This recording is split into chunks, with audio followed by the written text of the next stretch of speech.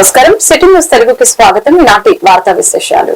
AP deputy CM Pawan Kalyan బెంగళూరులో పర్యటించారు. Karnataka CM సిద్దరామయ్యతో పవన్ కళ్యాణ్ భేటీ అయ్యారు. అనంతరం కర్ణాటక అటవీ శాఖ మంత్రి ఈశ్వర్ ఖండ్రేతో పవన్ కళ్యాణ్ సమావేశమయ్యారు. కర్ణాటక నుంచి 6 కుంకి ఏనుగులు ఏపీకి ఇచ్చే అంశంపై పవన్ కళ్యాణ్ చర్చించినట్లు తెలుస్తోంది. కుంకి ఏనుగుల ఒప్పందం పలు అంశాలపై చర్చించేందుకు బెంగళూరుకి పవన్ కళ్యాణ్ వెళ్లారు. ఈ క్రమంలోని ఏనుగుల దాడులపై పరిష్కారం కోసం పవన్ కళ్యాణ్ చర్చలు జరిపారు. ఈ మేరకు చర్చలు జరిగిన తర్వాత ఎర్రచంద్రం అక్రమ రవాణా నివారణకు తీసుకోవాల్సిన చర్యలపై కర్ణాటక అటవీ మంత్రితో పవన్ కళ్యాణ్ చర్చలు జరిపినట్లు సమాచారం. పొరుగు రాష్ట్రాల సహకారంతో ఎర్రచంద్రం దోపిడీని అరికట్టేలా పవన్ కళ్యాణ్ ప్రణాళికల్ని చేపట్టనున్నారు. ఎర్రచంద్రం స్మగ్లింగ్ కట్టడి కలిసి పనిచేయాలని కర్ణాటక అటవీ శాఖ మంత్రిని కోరారు.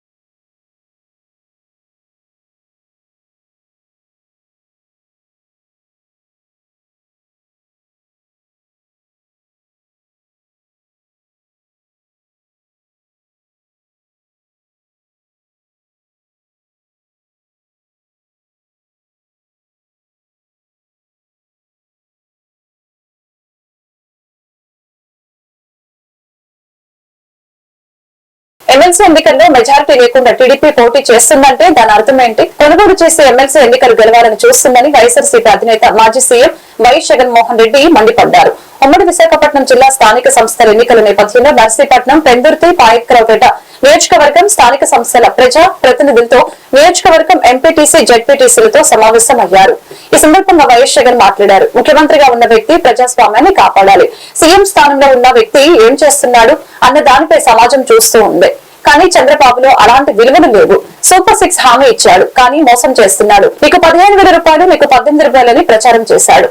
ఎన్నికల్లో చంద్రబాబు హామీలు ఇవ్వాలని నాపై ఒత్తిడి తెచ్చారు. మనం అబద్దాలు చెప్పి ఆ కిరీటాన్ని మనం నెత్తిన పెట్టుకుంటే మనకే సంతృప్తి వస్తుంది అంటూ వైఎస్ జగన్ వ్యాఖ్యానించారు.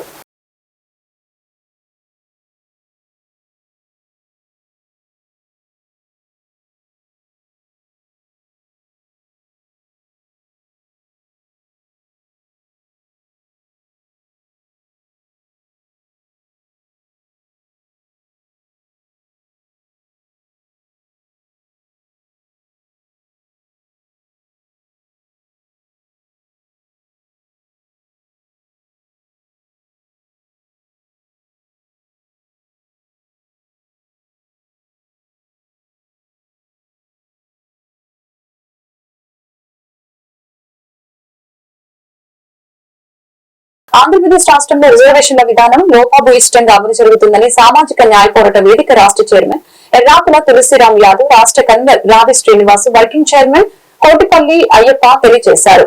ఈ సందర్భంగా వారు మీడియాతో మాట్లాడారు. రాష్ట్రంలో రిజర్వేషన్ విధానం సామాజిక అన్యాయం, సామాజిక అసమానతతో అమలు జరుగుతుందని తెలిపారు. విద్య, ఉద్యోగ, స్థానిక సంస్థల రిజర్వేషన్లలో సామాజిక అసమానతల్ని ప్రభుత్వం వెంటనే సరిచేయాలని తెలియజేశారు. ఈ కార్యక్రమంలో తాడేపల్లిగూడెం జనసేన నాయకులు రంగారావు తదితరులు పాల్గొన్నారు.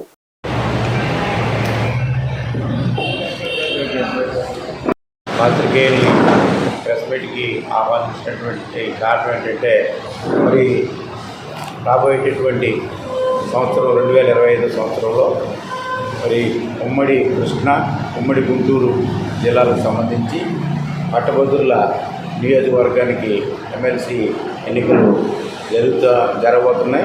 మరి ఆల్రెడీ కేంద్ర ప్రభుత్వానికి సంబంధించి కేంద్ర ఎన్నికల సంఘం వారు ఆల్రెడీ మనకి విషయం తెలియజేశారు. అదేవిధంగా ఉభయ గోదావరి జిల్లాలో, ఉమ్మడి ఉభయ గోదావరి జిల్లాలకు సంబంధించి పట్టభద్రుల నియోజకవర్గం, అలాగే ఉపాధ్యాయ ఎమ్మెల్సీకి సంబంధించి ఒక ఉప ఎన్నిక, అదేవిధంగా ఉత్తరాంధ్రకి సంబంధించినటువంటి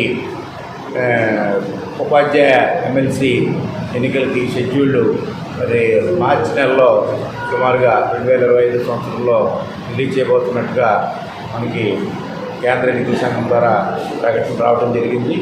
మరి ఆ నేపథ్యంలో ఈరోజు ఈ సోషల్ జస్టిస్ ఫోరం పక్షాన ముఖ్యంగా మరి కృష్ణా, గుంటూరు అలాగే గోదావరి జిల్లాలకు సంబంధించి పట్టభద్రుల ఎమ్మెల్సీ అభ్యర్థులుగా మరి మేము ఒక 2 అభ్యర్థులని సోషల్ జస్టిస్ ఫోరం పక్షాన ప్రకటించాలనే ఉద్దేశంతో ఇక్కడికి ఈరోజు సమావేశం పెట్టడం జరిగింది. మరి కృష్ణా, గుంటూరు జిల్లాలకు సంబంధించి మరి ప్రముఖ బీసీ సేన తరపు నుంచి కొనిదెల నాగబాబు గారు, అట్లాగే జబర్దస్త్ టీం నుంచి, అలాగే వివిధ సామాజిక వర్గాల ప్రజలు కూడా నాకు చాలా పెద్ద ఎత్తున మద్దతు తెలుపడం జరిగింది. దాని ప్రకారంగా తక్కువ సమయంలో పోటీలో ఉన్నప్పటికీ కూడా మంచి ఓట్లతోటి రావడం జరిగింది. నేను ఎంటెక్ వచ్చి యూనివర్సిటీ జేఎన్టీయూ కాకినాడలో చదివాను. అలాగే నర్సర్లో క్రిమినల్ లా చేశాను. ఎంఏ మాస్ జర్నలిజం ఉంది. అట్లాగే జర్నలిస్ట్గా కొన్ని ఛానల్స్ కూడా కంటెంట్ రైటర్గా వర్క్ చేశాను. అలాగే లాయర్గాను, సాఫ్ట్వేర్ ఇంజనీర్గా, జర్నలిస్ట్గా నాకు 4-5 రంగాల్లో అనుభవం ఉంది. నేను ఎడిటోరియల్ కాలం, కోటిపల్లి కాలంతో అనేక సమస్యల్ని నేను రాశాను. ఇప్పుడు రానున్నటువంటి గ్రాడ్యుయేట్ ఎమ్మెల్సీ ఎన్నికల్లో ప్రతి ఒక్క ఓటర్కి నేను తెలియజేసేది ఏంటంటే, సుదీర్ఘకాలం నుంచి కేవలం డబ్బున్న వాళ్ళు మాత్రమే రాజకీయాలు చేయొచ్చు, డబ్బు లేని వాళ్ళు రాజకీయం చేయలేరని చెప్పి నిరూపిస్తూ ఉన్నారు. ధనం చూసి కాదు, పనితనం చూసి ఓటు వేయాలని చెప్పి వచ్చేటువంటి 2025 మార్చిలో జరగనున్నటువంటి ఎమ్మెల్సీ ఎన్నికల్లో ప్రతి ఒక్క ఓటర్కి ఓటు నమోదు చేసుకోవాలని ఎమ్మెల్సీ కంటెస్టెంట్గా నేను కోరుతూ ఉన్నాను. ప్రతి ఒక్కరు ఓటు నమోదు చేసుకుని మీ ఓటు విజ్ఞత కలిగినటువంటి వ్యక్తి. ఆదివాసీ హక్కుల పోరాట సంఘీభావ వేదిక ఆధ్వర్యంలో విజయవాడ గాంధీనగర్ ప్రెస్ క్లబ్ లో ఆదివాసీ జాతీయ సదస్సు పోస్టర్ ని ఆవిష్కరించడం జరిగింది. ఈ పోస్టర్ ఆవిష్కరణ సందర్భంగా పౌర హక్కుల సంఘం రాష్ట్ర ఉపాధ్యక్షులు, హైకోర్టు న్యాయవాది నంబూరి శ్రీవన్ నారాయణ మాట్లాడారు. ఈ నెల 9, 10 తేదీల్లో ఆదివాసీ హక్కుల పోరాట వేదిక ఆధ్వర్యంలో జరిగే ఆదివాసీ జాతీయ సదస్సును జయప్రదం చేయాలని పిలుపునిచ్చారు. ఐక్యరాజ్య సమితి తీర్మానం 49/214 ప్రకారం ఆదివాసీలను, అడవులని, పర్యావరణాన్ని కాపాడాలని ఆయన డిమాండ్ చేశారు.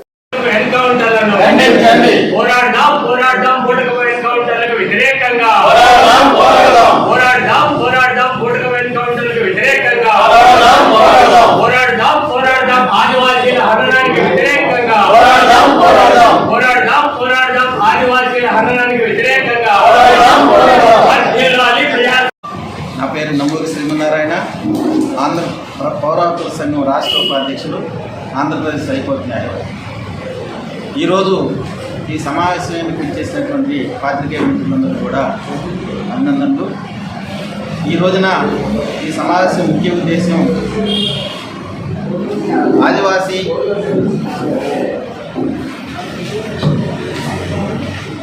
ఆదివాసీ హక్కుల పోరాట సంఘీభావ వేదిక ఆధ్వర్యంలో ఈ నెల 9, 10 అంటే రేపు, ఎల్లుండి అఖిల భారత జాతీయ సదస్సు అనేటటువంటిది హైదరాబాదు సుందరయ్య విజ్ఞాన కేంద్రంలో జరుగుతుంది.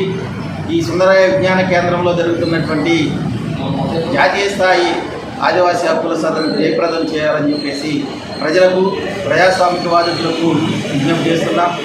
ఈ దేశంలో ప్రజాస్వామ్యం అనేటటువంటిది బీజేపీ ప్రభుత్వం అధికారంలోకి వచ్చిన తర్వాత కూలీ చేయబడింది. ఈ దేశంలో ఉన్నటువంటి ఆదివాసీల జీవనం కమిటీ ఏర్పడి మరి ఈ రోజున జాతీయ స్థాయిలో జరుగుతున్నటువంటి ఆదివాసీల మీద జరుగుతున్న హింసను విరోధించాలని చెప్పేసి కేంద్ర ప్రభుత్వం, వివిధ రాష్ట్ర ప్రభుత్వాలు జరుగుతున్నటువంటి ఆదివాసీలపై హింసను తీవ్రంగా ఖండిస్తూ ఒక జాతీయ స్థాయి సదస్సు మరి రేపు, ఎల్లుండి 9, 10 తేదీల్లో సుందరయ్య విజ్ఞాన కేంద్రంలో జరుపుతున్నాం. ఈ యొక్క సదస్సుకి మరి ముఖ్యమైనటువంటి ఆదివాసీల కోసం పనిచేసేటటువంటి వాళ్ళను ఆహ్వానించడం జరిగింది.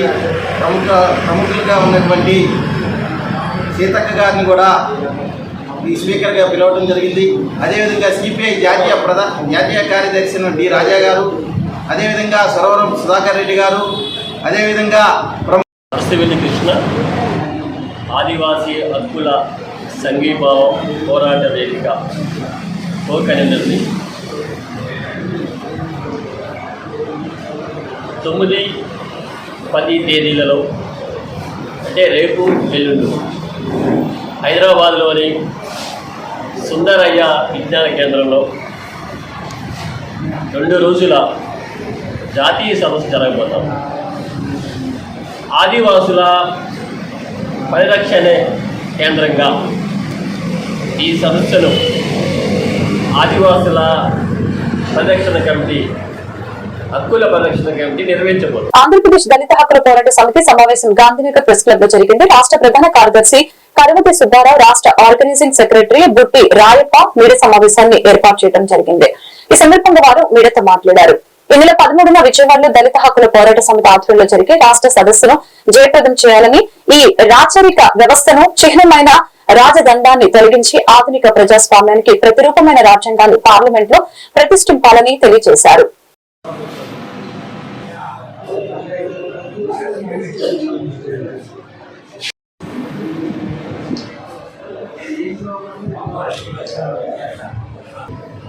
భారత పార్లమెంట్ గత సంవత్సరం ఏదైతే రాజధానిలో నూతన పార్లమెంట్లో పెట్టారో అది తొలగించాలని 13వ తేదీన పెద్ద స్థాయిలో సదస్సు ఏర్పాటు చేయడం జరిగింది. ఈ సదస్సుకు అనేక మంది రాజకీయ పార్టీల నాయకులు, అలాగే మెగాసిస్ అవార్డ్ గ్రహీత పెద్దవాడ విల్సన్ గారు ఈ సదస్సుకు హాజరవుతూ ఉన్నారు. ఇంకా అనేక మంది ప్రజా సంఘాల నాయకులు కూడా హాజరవుతున్నారు. చాలా దురదృష్టకరమైన విషయం ఏంటంటే అనేక వందల సంవత్సరాలు రాజులు పరిపాలిస్తే రాచరికం సరైనది కాదు, ఈ దేశంలో అనేక అసమానతలు ఉన్నాయి, అన్ని రకాల పేదరికం, అనేక వ్యవస్థలు, సిబిఐ, న్యాయ వ్యవస్థ, ఆర్బిఐ ఇట్లాంటి వ్యవస్థలను కూడా దెబ్బతీస్తూ ఉంది. చాలా కీలకమైన పరిస్థితి. ఈరోజు ఈ రాజ్యాంగాన్ని మనం కాపాడుకోలేకపోతే, లౌకిక ప్రజాస్వామ్య రాజ్యాంగం కాపాడుకోలేకపోతే, ఇక్కడుంటే అనేక మతాలు, హిందూ, అలాగే క్రిస్టియన్, అలాగే ముస్లిం, ఇంకా అనేక మతాలకు కూడా ఇది ఇబ్బంది కలిగే పరిస్థితి ఉంది. రాజదండం అంటే వాళ్ళ లెక్కలో బీజేపీ అది ఒక రాచరికాన్ని చూపించే పరిస్థితి ఉంది. ఇది ఎవరికి హక్కులు లేకుండా చేసే పరిస్థితి ఉంది. అందువల్ల ఇది ఎవరొకరు రాజకీయ పార్టీలు అయితే పార్లమెంట్లో అది ప్రతిష్ఠించేటప్పుడు నిరసన తెలియజేశాయి. అంతవరకు సరిపోదనే ఉద్దేశంతో మాజీ కేంద్ర మంత్రి చింతామోహన్ విజయవాడ ప్రెస్ క్లబ్ లో మీడియాతో మాట్లాడారు. ఈ సందర్భంగా చింతామోహన్ మాట్లాడుతూ బంగ్లాదేశ్ పరిణామాలు మరియు సుప్రీంకోర్టు జడ్జిమెంట్ చూసిన తర్వాత భారతదేశ అఖండత దెబ్బతింటూ ఉందని, భారతదేశ సమగ్రత దెబ్బతింటున్నాయి. చాతకాని భారతీయ జనతా పార్టీ పరిపాలనలో 4 విషయాలు మీకు చెప్తాను. 1 సుప్రీంకోర్టు, 2 రిజర్వేషన్లు, 3 ఆంధ్రప్రదేశ్. చంద్రబాబు నాయుడు ప్రకారం ఆంధ్రప్రదేశ్ అంటే అమరావతి, పోలవరం అంటే ఆంధ్రప్రదేశ్. 4వది 2 కుటుంబాల వల్ల సమస్యలున్నాయి. సుప్రీంకోర్టు అనేది జాతీయ నేషనల్ కోర్టు. ఈ నేషనల్ కోర్టులో 34 మంది సుప్రీంకోర్టు జడ్జీలు ఉంటారు. 34 మంది సుప్రీంకోర్టు జడ్జీల్లో 50% మంది ఓబీసీలు ఉన్నారని అన్నారు. దళితులు అందరినీ మహాత్మా గాంధీ కలుపుకొని వెళ్తే బ్రిటిష్ వాళ్ళు ఆ రోజు తలెత్తి చూశారని అన్నారు. రిజర్వేషన్లు అనేవి ఎక్కడి నుంచి మొదలైనాయి?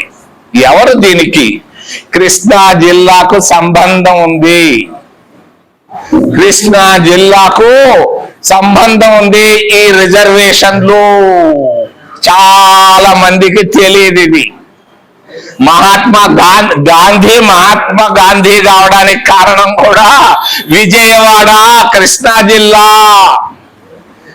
100 సంవత్సరాల క్రితం కోటికి లేక అంటరానితనంతో కృష్ణా జిల్లాలో నుంచి ఆ రోజు అంటరాని వాళ్ళు, ఈ రోజు దళితులు మరి అక్కడికి వెళ్ళారు. సౌత్ ఆఫ్రికాకి దర్భాంగా అనే దగ్గరికి వెళ్ళి రైల్వే స్టేషన్ లో కూలి పనులు చేసుకుంటున్నారు దళితులు. ఈనాటి దళితులు 100 సంవత్సరాల క్రితం కృష్ణా. మరి ఈ 34 మందిలో నేను కులాలపైన నాకు నమ్మకం లేదు, అయినా కూడా చెప్తున్నా, ఏలెత్తి చూపించి మాట్లాడుతున్నా. 34 మంది సుప్రీంకోర్టు జడ్జిల్లో ఒక్క కులానికి సంబంధించిన వాళ్ళు 20 మంది ఉన్నారు, 20 మెంబర్స్ ఉన్నారు. సంపన్న వర్గాల నుంచి వచ్చారు. వాళ్ళకి ఆకలి తెలియదు, పేదరికం తెలియదు. ఈ 34 మందిలో ఒక్కరు కూడా ఒక్క ఎస్సీ కాలనీకి వాళ్ళ జీవిత కాలంలో వెళ్ళలేదు. మహాత్మా గాంధీ, జవహర్లాల్ నెహ్రూలు వెళ్ళేవాళ్ళు ఎస్సీ కాలనీలకి, పోయి అక్కడ పాలు తాగేవాళ్ళు, మంచినీళ్ళు తాగి. వీళ్ళేమో ఫిబ్రవరిలో హైదరాబాద్ లో ఆయన ముద్దులు పెట్టి హక్కులు చేసింది మేము చూసాం. నరేంద్ర మోడీ గారు ఆయన అక్కడికి వెళ్ళిన తర్వాత తుషార్ మెహతా అనే ఒక ఆయన్ని తీసుకొని వచ్చాడు, సొలిసిటర్ జనరల్. ఆయన గుజరాత్ నుంచి వచ్చి దీనిపైన మాట్లాడాడు. క్రీమీ లేయర్ గురించి అనుకూలంగా మాట్లాడాడు. అంటే భారతీయ జనతా పార్టీ అనుకూలంగా మాట్లాడింది. మరి క్లాసిఫికేషన్ గురించి వాళ్ళు అనుకూలంగా ఆర్గ్యూ చేయడం వల్ల ఆ 7 మంది జడ్జీలు, ఆ జడ్జీలు వాళ్ళందరికీ నమస్కారాలు తెలియజేస్తున్న, గౌరవంగా వినయంగా తల వంచి వాళ్ళ ఎన్టీఆర్ జిల్లా వత్సవాయి గ్రామంలోని ఓ కాలనీ చెరువును తలపిస్తూ ఉంది. ఈ ప్రాంతంలోని మురుగు నీరు చెరువులోకి ప్రవహించేలా గతంలో ఉన్న కాలువలు కొందరు ఆక్రమించి నిర్మాణాలు చేపట్టడం వల్ల చెరువులోకి వెళ్లవలసిన మురుగునీరు ఖాళీ స్థలాల్లోకి చేరుకుంటూ ఉంది. వర్షాలు ఇంకా పెరిగితే తమ ఇల్లు కూలిపోయేలా ఉన్నాయని స్థానిక అధికారులు, ప్రజా ప్రతినిధులు స్పందించి మురుగునీరు చెరువులోకి వెళ్లేలా చర్యలు తీసుకోవాలని, తమ ఇల్లు కూలిపోకుండా చేసి ప్రాణాలు కాపాడాలని స్థానికులు కోరుతున్నారు.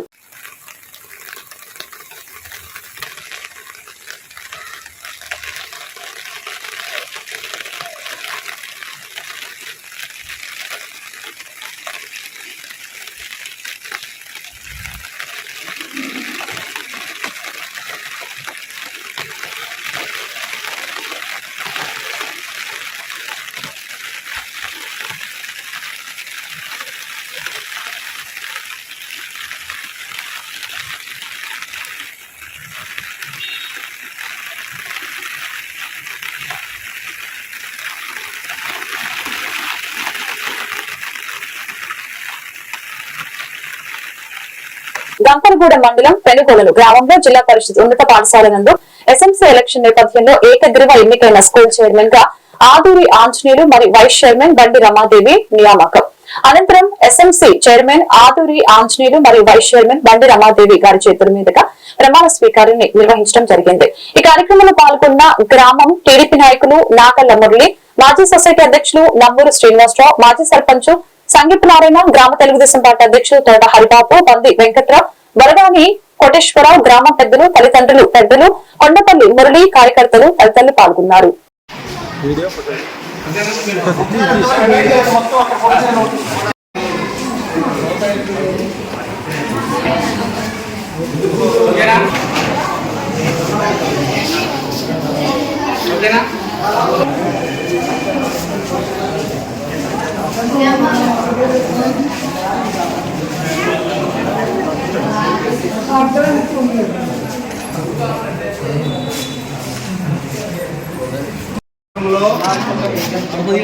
పిల్లల రోజువారీ హాజరును పెంపొందించడంలో బాలికా విద్యను అభివృద్ధి పరచడంలో డ్రాప్ అవుట్లను లేకుండా చేయడంలో ప్రభుత్వం సూచించిన వివిధ పాఠశాల కార్యక్రమాలను అమలు పరచడంలో నా వంతుగా కృషి చేస్తానని మా పాఠశాల ఆవాస ప్రాంతాలలో పిల్లలందరినీ ప్రభుత్వ పాఠశాలలో చేర్చడానికి శాయశక్తుల కృషి చేస్తానని ఆత్మసాక్షిగా ప్రమాణం చేస్తున్నాను.